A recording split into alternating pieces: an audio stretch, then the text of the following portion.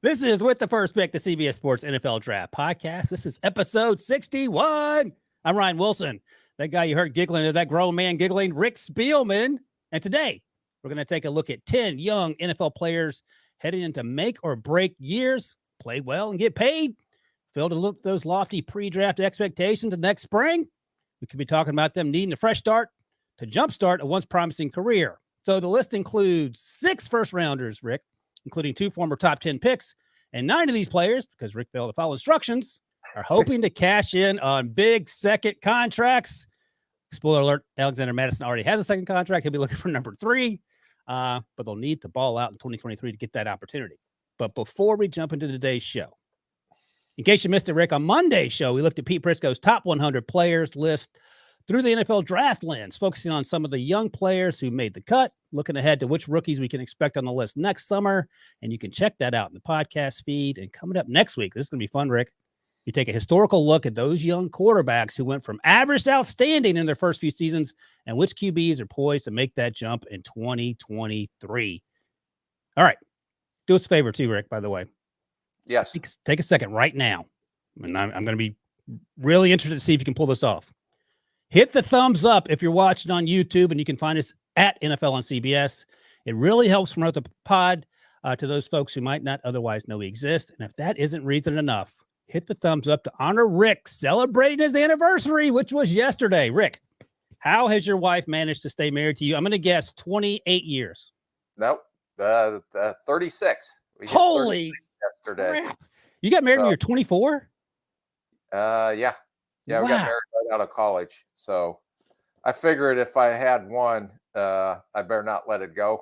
I should say it, because then I'll get me kicked out. 36 years. That is 36 years. So yeah, she still gives me 1-year contracts.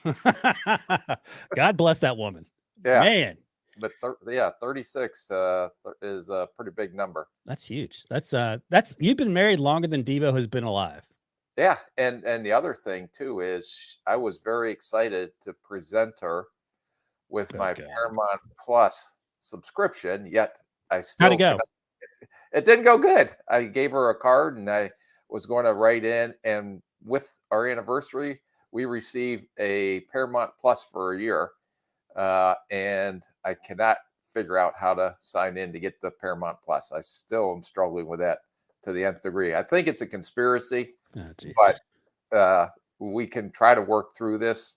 It's been about a month, so I'm hoping before the subscription ends, I can actually have it. Enjoy for a few minutes. Yeah. Well, I have more great news for you, Rick. And I called you yesterday, but you refused to answer because you were on the golf course winning money, as you told me and Debo. But I texted Debo yesterday afternoon, and I said, Debo, you won't believe this. It took me 27 seconds to log Rick into his Paramount Plus account, which is now active. So now the real hurdle is trying to get him. You're going to have to FaceTime me, I'm pretty sure, so I can hook up the television for you. So it's active. It's ready to go. I don't want to say it's user error, but let's just move on. How about that? Yeah, it's been a very frustrating summer for me ever since I've won my Paramount Plus after grueling. Yeah, we just want to be clear for anyone considering signing up for Paramount Plus. It's the easiest thing in the world. It literally is the easiest thing in the world. And I can look Except up Debo's. for someone for over 30 years have had help and assistance. So right. The one exception is if you are a general manager and have over 30 years of NFL experience and are used to people taking care of all the administrative things. It might be a struggle for you, in which case I encourage you to tweet me and I will help you set it up in 27 seconds or less, guaranteed. All right, let's move on because this is already, you can tell Debo's getting fired up. And so, thumbs up to celebrate Rick's anniversary and to help spread the word on the pod. Don't forget to subscribe to the podcast, leave us a 5-star review on Apple Podcasts and Spotify. And to quote B-Mac and Pat P on All Things Covered, tell a friend to tell a friend about the pod. All right, let's get to it. We got 10 players, 5 each, Rick. Young players. Debo's specific instructions were 4 years or less. You ignored those instructions for one of these players. Sam Madison or Alexander Madison been in the league? You drafted him. You tell me. 4 years? This will be year 5. So we have 5 players. He's been in 4 years. That all right. We'll let you in on a technicality. Again, the emails on the rules of engagement for these podcasts are very unclear. Just like me trying to sign on to Paramount Plus. Very I was young going to say, instructions. there's a pattern starting to emerge. I don't know if you see that pattern. It's a very Yeah. one-sided pattern. Yeah, Debo. Oh, it's Debo. I see. Always Debo. Can you imagine where this podcast would be if Debo were producing? Sweet mercy left. All right. 5 players each, make or break 4-ish years or less in the league.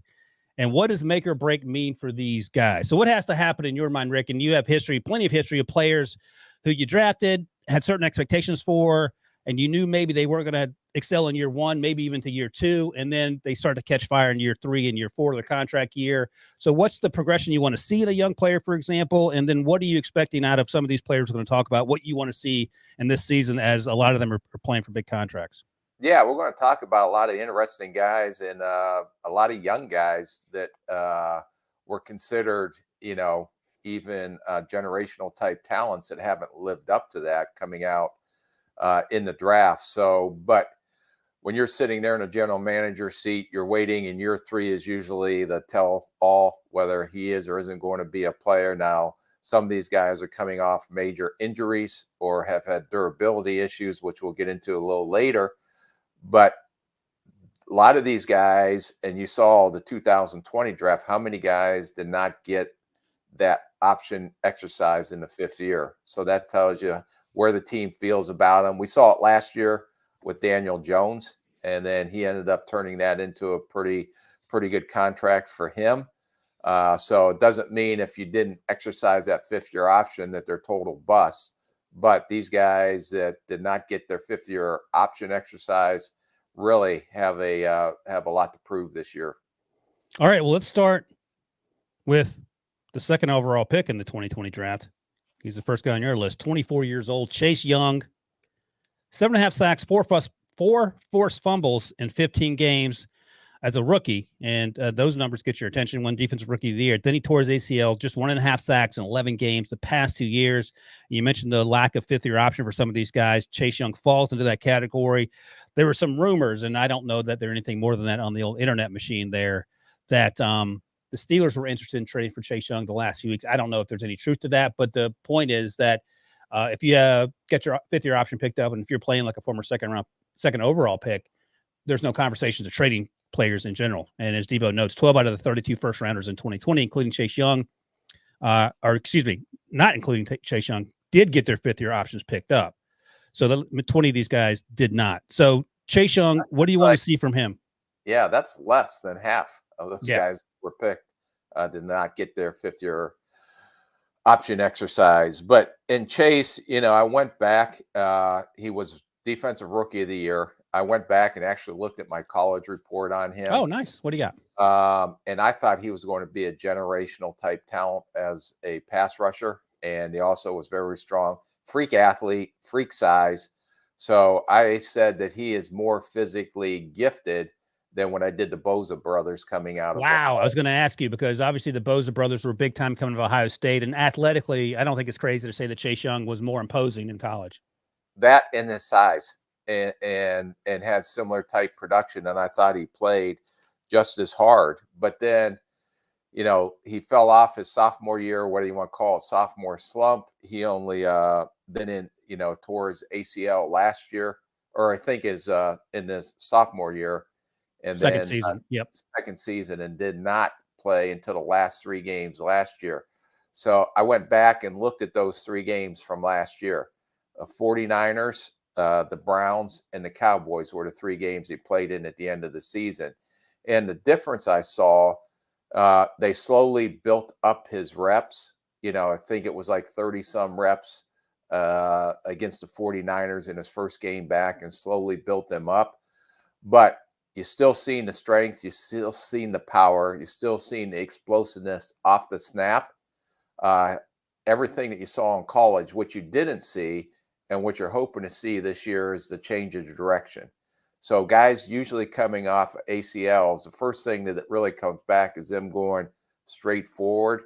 But for them to break down and to change direction or to bend, that's something that I didn't see that I saw through his college career and even his first year when he won Defensive Rookie of the Year. So I think that'll get better going into this season. If he can get that, then I think that he's going to make a lot of money. Either he's going to get franchised or he's going to go out on the open market. But I don't know with the Commanders situation with who's going to be the new ownership, what's the financial commitment going to be to players? Is there going to be a new regime there or not? So there's a lot of question marks, not only on Chase Young, but also on that franchise as well. But he did play extremely hard. You saw the effort, energy he played with in college. You saw that at the end of last season. Now the question is, can he get back to where he can bend like he was able to bend in college? And if he can do that, I think he's going to have a breakout type year. Yeah, a couple things. Debo notes that Chase played in 65% of the snaps in the games he was in last year. Number one, you talk about the straight line speed. One of the first things to come back when you tear your ACL. And I think a large part of that is because it doesn't take you're not clearing any mental hurdles to run in a straight line, but you do get concerned when you start moving laterally. And that's what your ACL is meant to help in terms of helping you bend and you don't want to re-injure it. And I think a lot of times what happens when these players tear the ACLs, and they'll tell you this, and sometimes it takes a year after the surgery to feel closer to 100%. So with Saquon Barkley on some level, he was much better last year than the year before. So we'll see what that means for Chase Young. But I think Adrian Peterson, he came back guns a-blazing after about 7-8 months. Yeah, but remember, your buddy Eric Sugarman, who was the director of medicine at Minnesota with you, said he'd never seen anything like it. He was such a freak athlete. He was literally the exception, not the rule. To the rule. Yes. Yeah. And I appreciate all the medical and psychological advice that you gave on this podcast. And I respect all your degrees that you have that I did not know about. So thank you for that. Well, I don't know if you know this. I tore my ACL. So yeah, because I told Hendon Hooker we shared something in common. So right. I know what it takes for like you had 3 heads. Like there's nothing in common between you and Hendon Hooker. Hey, listen, we have to work on your pre-interview presentation to the players because it was god awful. Listen, 2 high-level athletes having a conversation about ACLs is not abnormal. You should know that. We got a 2 lot of Division I athletes. 2 Division I athletes. Yeah, Rick. Take that. I forgot about that. Thanks, Debo. I forgot that. Let me ask you this, Rick. So 2023, and this is Chase Young's rookie deal, all this guaranteed. So he's making $5 million base. It doesn't matter because his whole salary is guaranteed. But I'm looking at SpotTrack.com, which does a lot with salary caps, and it even does some calculated market value. And this isn't the end all be all, but it's a starting point. And they came up with, what do you think about average salary on Chase's next deal? $17.8 million a year. That's in line with a little less than what Max Crosby makes, a little more than what Draymond Jones makes, sort of in that ballpark. Does that sound about right, or is he going to make more than that if he has a good year? If he has a good year and he has double-digit sacks, and you've seen what he saw what everyone saw in his rookie year, he's going to be one of because he's young. And because if he shows that he is fully healthy off that ACL, and when he played last year on the tape, his right knee, he had a big black knee brace on that. So if he's able to play without that knee brace next year and show he'll make way more than that. He'll be one of the top paid pass rushers in the league, in my opinion. And I don't want to upset your little medical ears here, but that knee brace actually serves as sort of a crutch. And I think players play typically, not offensive linemen, but skill position players, edge rushers, athletes play a little freer when they don't have to wear a knee brace. You don't have to take my word for it. Ask Sugarman. I think he would agree with me. All right, let's go to your next player. Also 24 years old. Also in the news recently because he's going to wear his Super Bowl ring for the Chiefs on his middle finger as a one-finger salute to his former team, the Giants. If I understand that correctly. And that is, of course, Kadarius Toney, former first-round pick. Did not see eye to eye with the previous regime in New York. Got traded to Kansas City. Played sparingly, but when he was on the field, he was electric, and it feels like he's not going to replace Tyreek Hill, but he feels like he fits into that Andy Reid offense and what they like to do with explosive players down the field. 20th overall pick in 2021. No touchdowns in 12 games with the Giants. 3-7 with the Chiefs, because that's how he rolls. Touchdown and 77 punt return yards in the Super Bowl. Big part of getting the Chiefs across the finish line there. And Matt Nagy, former coach of the Bears, who's now back on staff with the Chiefs, set of Toney. He comes over halfway through the season. It's a whole new offense. He's got to learn the ins and outs. And so you have that point, and he was able to do that. And it's exciting now for us to be able to take that to year 2 and building that relationship with Patrick Mahomes. He's super talented with the football in his hands, and he's been that way his entire football career. So, Rick, I'll ask you, what does year 2 look like for Toney in terms of expectations in this Andy Reid / Patrick Mahomes offense? Yeah, first of all, just going back to when he came out of Florida, he was one of the most explosive athletes I've seen with the ball in his hand. I thought that he was getting better as a receiver. I thought he would develop more than just a gadget guy on the offensive side of the ball. But he was a little bit of a one-year wonder coming out of Florida too. He had that big year. Were there maturity concerns? Because I had heard there were nothing terrible, but concerns, and I believe he was involved in the music business. And that's right. I recall, was it more important, the music business or football to him? Gotcha.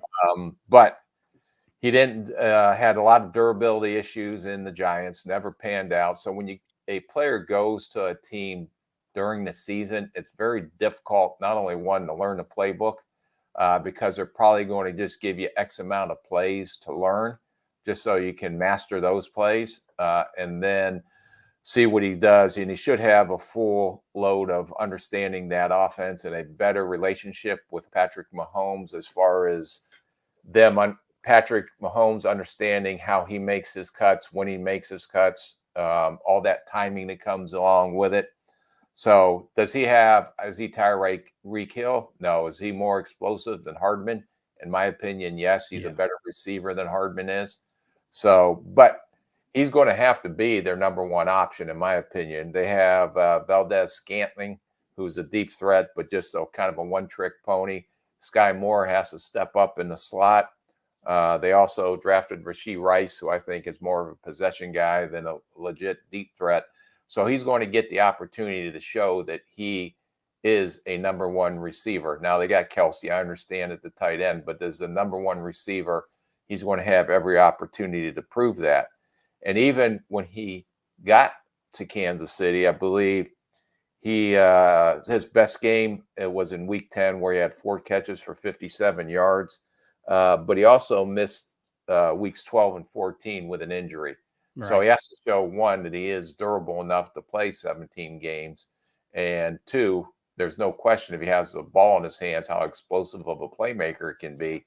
And 3, can he get into rhythm with that offense? And I think with the offseason, if he takes it serious and makes it the number one priority in his life, he will definitely have an opportunity to be the number one receiver in Kansas City. Yeah, and that's a big selling point, whether you're the front office in Kansas City or Kadarius' agent in terms of second contract. You're playing with Patrick Mahomes. It's set up for you to have success. Just show up and do what you're supposed to do. And we saw glimpses of that last year. And I look forward to him wearing that Super Bowl ring on his middle finger when he faces the Giants. I'm sure that'll go over awesomely. All right, next player, Austin Jackson, offensive tackle out of USC. 18th overall pick in 2020. And he was the main component in that Minkah Fitzpatrick trade when Minkah went to the Steelers. 28 starts in his first 2 seasons, limited to just 2 games in 2022.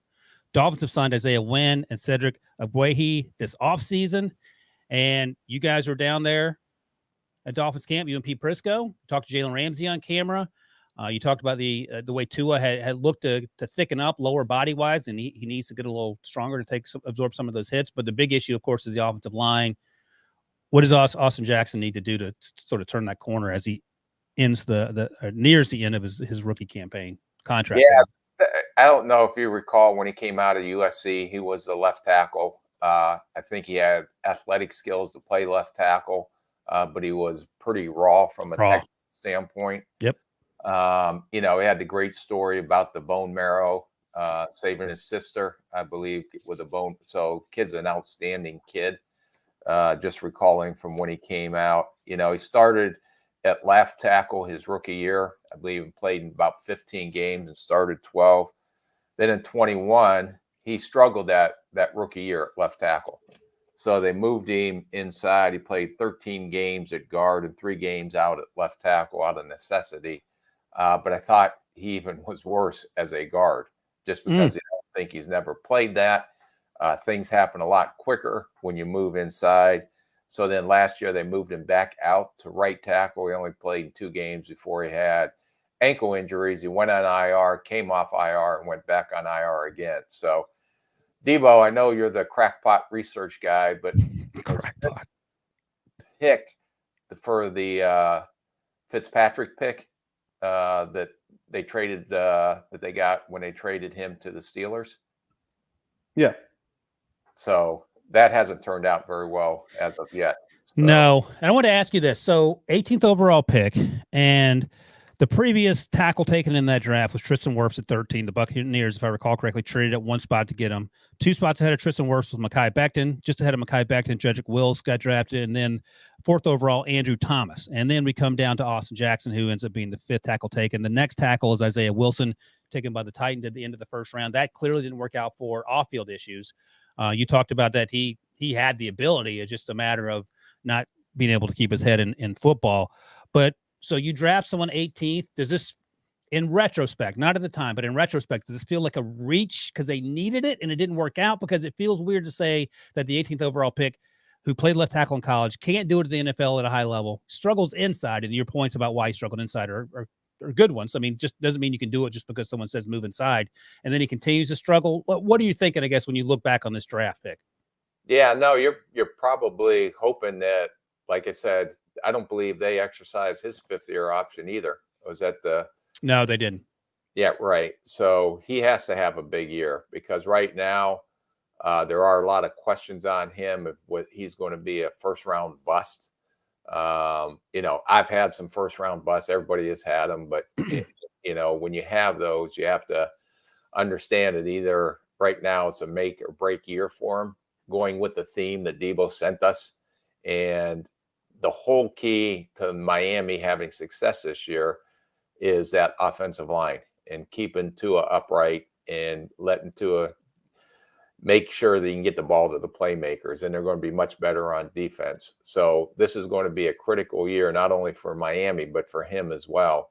And I think he'll be a critical piece of that success if he does have a good year. But I don't have as much question on Chase Young as I do on Austin Jackson. Sure. And he's 24 years old in just a couple months, so he's still pretty young. Again, going back to Spot Track's calculated market value, which is not the end all be all, but just sort of a guidepost. After his contract expires, they say he could be in line for something like $10.5 million a year, and that's as a marginal starter, maybe a backup, and that's in the same category as Taylor Moton, Braden Smith, Rob Havenstein, who make between 17 and 11, so a little less than that. 10.6 for a middling starter along the offensive line. Does that sound about right? Yeah, unless he ends up being a role kind of swing tackle if he doesn't step up, which, if he gets that kind of deal, if I were him, I would take it in a heartbeat. Yeah. Okay. All right. Let's take a quick break. We'll come back. We'll hit Rick's 2 other make or break players heading into 2023. Join CBS Sports Network as we honor the best that women's college athletics has to offer. It's the Collegiate Women's Sports Awards, Monday on CBS Sports Network. All right, Rick. 3 down, 2 to go. And let's head to Tampa Bay by way of Arizona State. Rashad White, running back, 24 years old, the 91st pick in the 2022 draft. Rookie season, 129 rushes, 481 yards, only 3.7 yards per carry, but that's not necessarily all on White, who's a pretty electric player. Had 1 touchdown, 50 receptions, which is pretty important to what the Bucs want to do with Baker Mayfield now, for 290 yards and 2 receiving touchdowns. So this felt not like a weird one, but an interesting one because the running back situation in Tampa, White's atop of the depth chart as we sit here in the middle of June. Chase Edmonds, Keyshawn Vaughn, Sean Tucker, my guy out of Syracuse, who went undrafted, is also on the roster trying to make the football team. Why do you have Rashad on this team? Because it's going to be critical for for Tampa Bay to have success on the offensive side of the ball. He's going to have a big year. And, he split time with Fournette last year. I thought second half of the year he was better than Fournette. You got an opportunity to start to see what he can potentially bring to this offense. the 50 catches, well, they were such a dink and dunk offense last year that he showed that he can catch the ball out of the backfield. His breakout game was in Munich when they played, the Seattle Seahawks, where he showed that, he can be the workhorse type back. But without Tom Brady, with a new offensive coordinator coming in, with Baker Mayfield at quarterback, you don't want Baker Mayfield throwing the ball 40, 50 times a game. They don't have a lot of depth, in my opinion, behind him. So he's going to have to step up. He's going to have to show that he can be the bell cow of that offense. And if he's able to live up to those expectations, I think he's going to have a breakout year. I'm looking at some of the running backs drafted after him. And Tyrion Davis-Price, I thought was drafted too high by the 49ers. He hasn't yet worked out. Brian Robinson went to Washington. He battled with injury because, he was shot clearly. It wasn't his fault. Damian Pierce went after him a few picks, which is an interesting one. But I feel like of the group that followed him, Tyler Algier is also on that list. Rashad White is, as you mentioned, had a really good season. I think he's probably one of the rawer, if you will, the more raw running backs. So he's still sort of learning the position, I feel like. Any concerns about him running a little too upright because he's so big, or he showed that he could handle it? I think he's just big and he can be a complete 3-down back. Okay.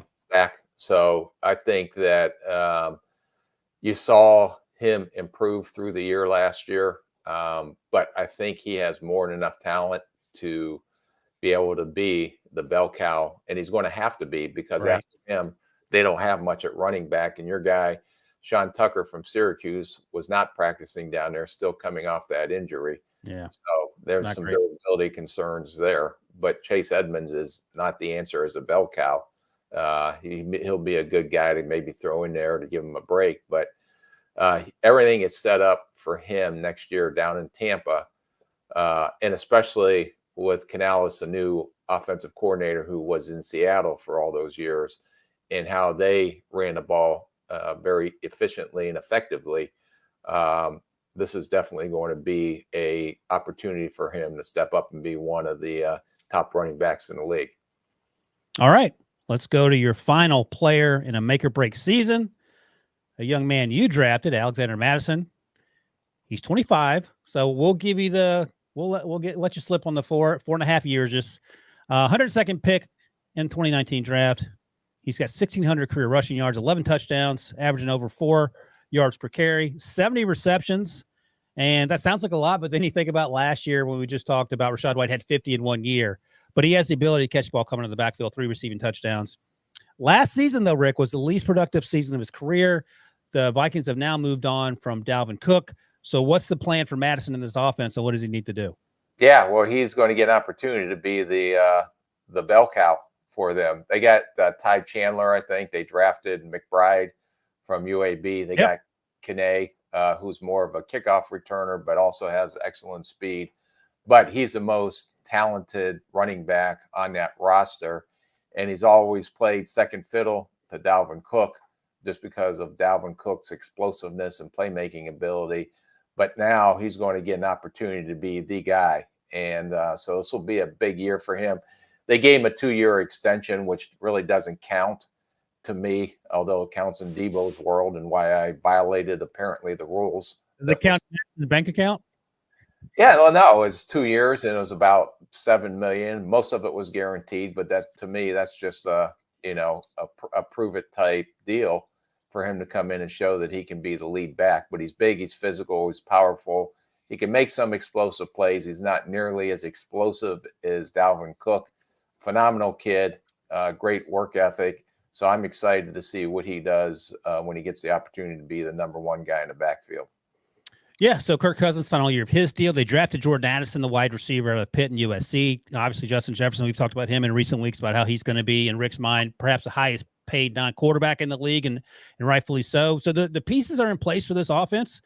They have a new defensive coordinator, Brian Flores, who came over from the Steelers by way of Miami. So there are a lot of things to be excited about in Minnesota in a division that's wide open. And as we sit here, at least the last time I checked, the Lions are among the favorites to win it, which is wild time to be alive, Rick.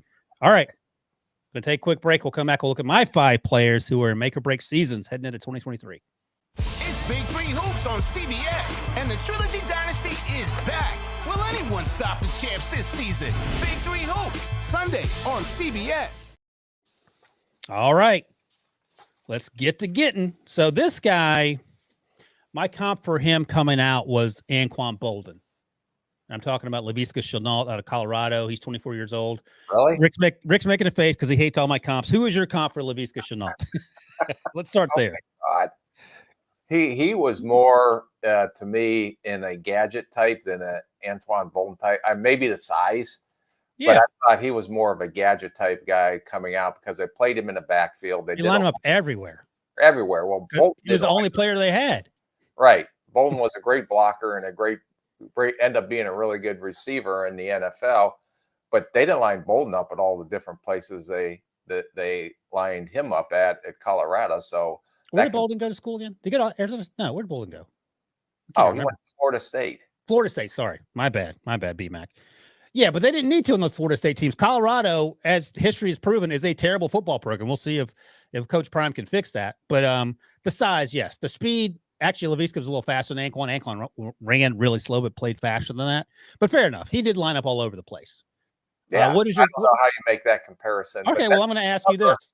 We're going to work on comparisons. And as we get going on the 2024 draft, which I've already started, I know you have, I'm assuming, that we will talk about comparisons so you don't we can get a little better in that area. I don't know if you've liked any of my comps in the 10 months that we've been together. To be honest with you, did not like one.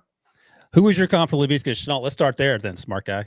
I didn't have to make comps. I was a general manager then. That was a scout's job. Okay. So 42nd overall pick. He did run a 4.58 at the combine. Bolden ran a 4.71 if you're curious. What's that?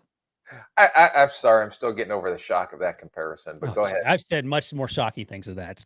Just, my goodness. But 42nd overall pick, there were some, over the course of the fall, there was some first round buzz. He battled some injuries, fell to 42. Didn't really work out at his first stop. In 2022, he's traded to Carolina, had 27 receptions for 272 yards and a touchdown. Ran the ball 9 times. Speaking of that versatility you were talking about there, Rick. 15 missed tackles on just 27 catches last year. And Frank Reich, the new coach in Carolina, who has the benefit of a new quarterback in Bryce Young, said Leviska has been one of those guys out here that's looked good. We'll continue to investigate the different roles he can play. Again, talking about his versatility. Obviously, even if we can have this grandiose plan, which maybe we do, but I wouldn't tell you about it here. And then he mentioned some Deebo Samuel sort of versatility. You want to laugh at Frank Reich? Are you okay with that? No, I'm better with that than with your comparison. Because he is an athlete with the ball in his hand. I believe he did some even returns coming out of college. It was the only player that I can recall that we had a Zoom interview with that actually did it from his bed when he just woke up. Get out of here. Yeah, it was funny. Was he laying down? He sat up. Oh, okay. Yeah. All right. That's better then. Maybe he was just like stuck in a room or something. If he was laying down, that would be something else. Okay. So I'm looking at this depth chart here, and there's opportunities for sure. So they have Terrace Marshall Jr. at LSU. DJ Shark, excuse me. I was like, who is that? DJ Shark they have. Adam Thielen, who you signed in Minnesota and had such a great career for the Vikings. Jonathan Mingo, who they drafted, who is another versatile player. In fact, they might be vying for the same sort of. No, you don't think so? No, I think Mingo is a better just receiver. I think Chenault can bring you more versatility as an athlete. They line Mingo up a lot of places too at Ole Miss. Yeah, but they to me it's two different flavors. So okay, I don't think Mingo can line up as a running back. I think Chenault actually has been used some as a running back. He was an H-back, but yeah, fair enough. Okay, so what is that? I mean, there's no guarantee he makes the team. I would think. No, right? everybody's got to. No, he's still because he was traded from Jacksonville to Carolina, and no guarantees on anything. But he's another one that has to go out and have a prove-it year. and I don't think he'll ever be a number one receiver, but I think he has a spot on a roster to be whatever that gadget guy or the guy you get him on jet sweeps, guy you get the ball in his hands on quick screens, because I do believe that he is talented once he has the ball in his hands, but he is not a pure receiver, in my opinion. So a Cordell Patterson role, if you will, not Cordell Patterson, but that sort of role in an offense. Correct. Oh, look at that. Hit the button, Ryan, I'm gonna throw it back for some Pick Six listeners. And this time last year, you were on the podcast, but I bet Will Brinson, either of us would have to shave our head. I said Leviska Chenault would be out of the league by the start of this year. Oh, Brinson could have had a nice little win. Seemingly, he's got to make the roster, but I offered to shave my head. I didn't see the future for Leviska Chenault. I know we got a lot of feedback on that on Pick Six last year, and he comes up again this year with the first pick. There we go. I'm not shaving my head, Debo. Oh, I will bet dollars till the day is long, but not shaving this head. Rick would rather lose an arm than lose that beautiful head of hair. Disrespectful to ball people, but whatever, Rick. You do you. I do. All right, let's get that same speech from my wife. You just do you. You just do you. Yeah, that's why she's with you, because of that hair. If you were bald like me, you'd have been dumped years ago. So you better be thanking Jesus that you're. I'm assuming that hair is real. I don't know. All right, my next player went to the same school as Debo. KJ Hamler, wide receiver for the Broncos, 46 overall pick. Sort of in a similar boat as Leviska Chenault, completely different type of player, but in terms of needing to show up, because the Broncos, year 2 with Russ Wilson, new head coach, obviously, and Sean Payton. They went out and drafted Marvin Mims, who fills a similar role as KJ Hamler in that offense, presumably, out of Oklahoma. Have Cortland Sutton, have Tim Patrick coming off the ACL. Marquez Callaway's on the roster as well. And it just hasn't worked out in large part because of injuries. And currently, KJ is dealing with a torn pec. He's out 4 to 6 months. He had the surgery in March, so that's a concern. Hopefully he's ready to go by the time training camp gets here. What are you laughing at? No, I wasn't. I was coughing. I don't have a cough button. Oh, you don't have a cough button. Okay. Debo's put this note here, and I read this yesterday. I thought it was interesting. He moved into Tim Patrick's basement this offseason, so make of that what you will. Hopefully stay focused on football. Only 23 games played in 3 years. 2022, only 7 games, 7 catches for 165 yards. Incredibly explosive in college at Penn State, and it just hasn't translated primarily because of injuries. And is one of the takeaways, is this just unlucky, Rick, or is this one of the concerns when you draft smaller wide receivers? A little bit of concern when you have smaller wide receivers, but he didn't have any durability concerns, I don't recall, when he came out of Penn State. He was very explosive as a playmaker at Penn State, in the speed definitely showed up, because everybody thought you also were going to get some return ability out of him as well. I didn't think he was as explosive as when Dotson came out. Right. Because I try to make those two comparisons, but he had that type of big play ability, just not as natural catching the ball as Dotson was when he came out. Yeah, both out of Penn State, and Dotson has been able to avoid injury and been a little bit more effective for sure, pairing with Scary Terry in Washington. Also, Jerry Judy's on this roster. Of course, he's got something to prove, but he's certainly been much more productive than KJ, primarily because he's been able to stay on the field here. So I'm looking at the wide receivers drafted in this draft class, the 2020 draft class. You can skip one of them. Oh, is that Jalen Reagor? Yeah. Yeah, it is Jalen Reagor. And I'm looking at, what are we looking at here? I had like percentage. Oh, here we go. So Leviska Chenault has played in 47% of the snaps in his NFL career. KJ Hamler's only played in 25% of his snaps. And the only players below him, Quentin Cephas, who's a part-time player, John Hightower, who's a late-round pick, Lynn Bowden, who didn't work out, as I think he was a late day 2 pick, and Isaiah Hodgins, again, not a high pick. So the injuries are without doubt a concern, and it's got to get sorted, man. And I don't know if it's going to with this torn pec that he's going to be out 4 to 6 months.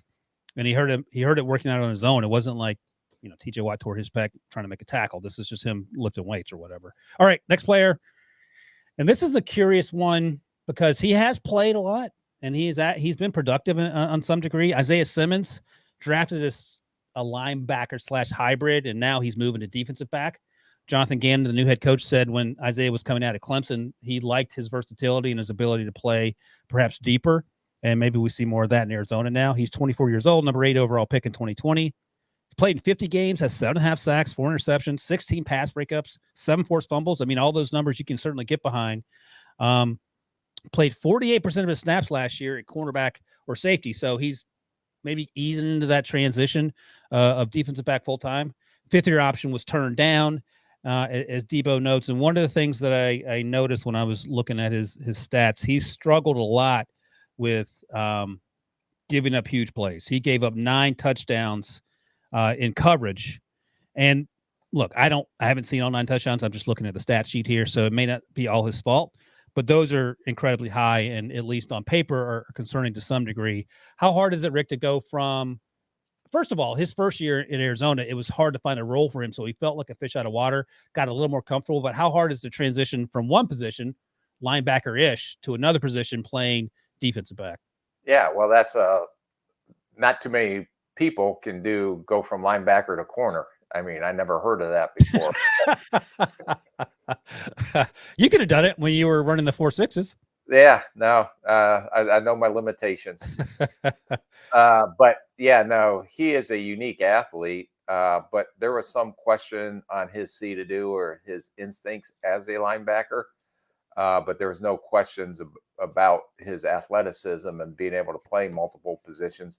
I thought he was going to be, if they put him at one position and they played him similar to Derwin James, the way the Chargers play Derwin James. So he's just kind of like been a man without a home. So it'll be interesting to see what Jonathan Gannon does with him on that defense. And if they do put him in one spot and see if he can succeed or fail. But the more times you keep moving these guys around, it just gives them less and less of a chance to be successful. I think a success in terms of productivity and play style, maybe a Kyle Duggar type. Kyle Duggar doesn't play cornerback, but he's sort of a jack of all trades. But again, if you're trying to pigeonhole Isaiah Chin type, those Jeremy Chin, yeah, right. Yeah. So if you put him in some type of role like that, to me, that would be his best position to see if he can succeed or fail. Let me ask you this. So he's number 8 overall pick. Duggar and Chin were 2nd-round picks. Athletically, I think Duggar and Simmons probably aren't far off. Maybe testing-wise at the combine or something, there's a difference. But on tape, Duggar did go to a Division II school, I think. So that I get that. Right. What's that? Yeah, Lenore Ryan. That's right. So is that the difference? Like the level of play for both Chin and Duggar? Because athletically, they feel like they're in the same bucket, as we like to say. Yeah, Chin went to Southern Illinois. So who went there? Rick Spielman, baby. But those are those hybrid type players that back in the day, they may have been the strong safety types that play close to the line of scrimmage, but they're more athletic because they can run. So defensive coordinators have a way or seem to find a way to scheme these guys, whether they're covering a tight end, whether they're playing some kind of nickel back sometimes or a dime linebacker. And I think they just have to find a home for Simmons in order for him to have a chance and to play a role like Duggar plays up in New England and even Chin plays in Carolina. It feels like Simmons, if he were playing for Bill Belichick, you'd be able to unlock his potential. And that's just based on history. It doesn't necessarily mean it'll happen. And again, looking at the spot track calculated market value next year, they have Simmons earning in the neighborhood of $16 million a year. That feels awfully rich. So let's say he has go. Yes, I would sign that deal in a heartbeat if you got $16 million a year for. But you wouldn't offer that deal. No, absolutely. Right. Okay. Yeah. And the comparisons are to linebackers, which perhaps because when this came out, they didn't know he was moving. So maybe that goes down a little bit when you look at the safeties, because he's in the same neighborhood salary wise as Tremaine Edmonds, for example, who's now making $18 million a year.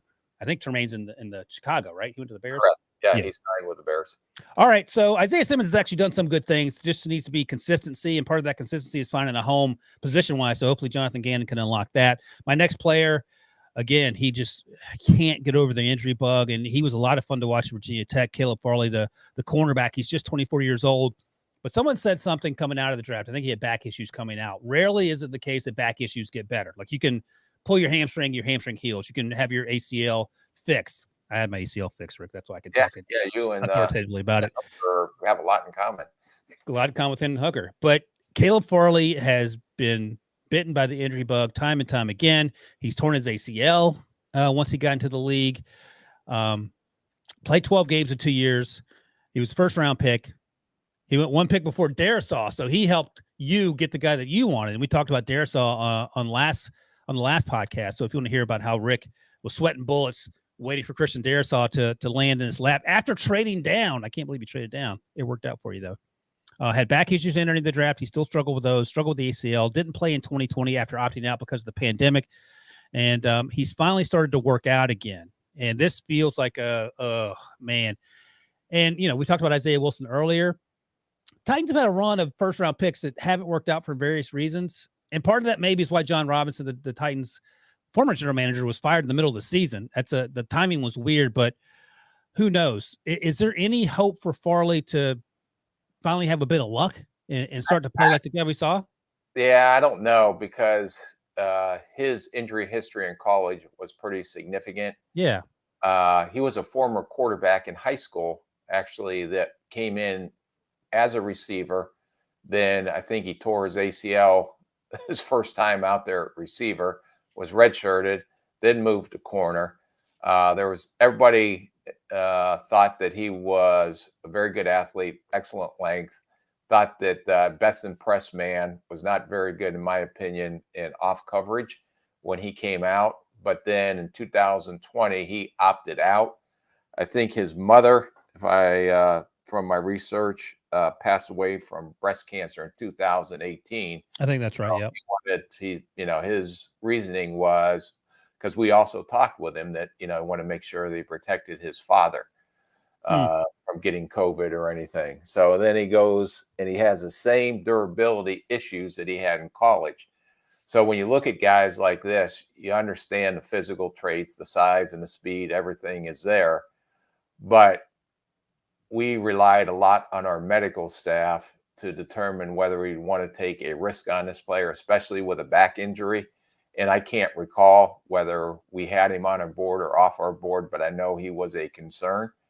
And usually guys that are hurt in college all the time, that usually carries over to the NFL. Yeah. Of all the cornerbacks drafted in that class, Caleb Farley has played 9% of defensive snaps. The player playing the most defensive snaps out of that class, Patrick Surtain, first-round pick, has played 90% of his snaps. Patrick Surtain has 6 interceptions. Caleb has 0 passes defended. Patrick Surtain has 24. But you can go down the list, not just first-round picks. Tyson Campbell is a second-round pick. He's near the top in terms of snaps played. Paulson Adebo, who also opted out of Stanford, he's played 74% of the snaps. For the Saints, Asante Samuel Jr., also a second-round pick. So it goes on. And the difference between all those players, of course, is they've been able to stay certainly healthier than Caleb Farley. And again, it's not a hamstring injury. It's a back injury that sort of precipitated this. And then going down the back injury road, it's hard to find examples of players who bounced back from back injuries and had successful long NFL careers. So this is definitely a make-or-break year for Caleb Farley. Fingers crossed he stays healthy because that team honestly needs him to play have a good season, because of the defense at times has struggled. Finally, my last guy, Rick, and we've talked about him a lot, in part because of injuries, in part because of issues with his weight. Left tackle Makai Becton, former first-round pick. He is 24 years old. He was the 11th overall pick for the Jets in 2020. He missed all of 2022 with an avulsion fracture, played just one game in 2021, and that ain't getting it done. Like, when you draft a guy 11th overall who has weight concerns, and then the injury bug bites them, and you desperately need him to protect your quarterback. Sam Darnold can attest that the beating that poor man took, he could use Makai Becton out there. So, look, he's looking better, but we say that about everyone this time of year. He's going to be penciled into the starting lineup, you hope, and Aaron Rodgers would like to have him out there. I'll ask you, can you trust that he'll be ready to go after the last 2 years and the weight concerns, or are you just sort of keeping your eye on other options at that position? Now, this was one of the guys that I struggled with when he came out of Louisville. I remember watching him the year before he came out, and he was an open side tackle, which means that he played on the left side and the right side. He always protected. He was always basically didn't have a tight end next to him when he came out of Louisville. And the year before, I thought he was average as grits, in my opinion. The year before he came out. The year before he came out, heavy, overweight. And then I went down to watch him play live. I can't recall who I went to see him play, but he looked a lot thinner, looked like he got himself in shape, moved a lot better, was more dominant. But you always have a question on, is he a one-year wonder or not? And to me, he was a one-year wonder when we brought it up in draft meetings.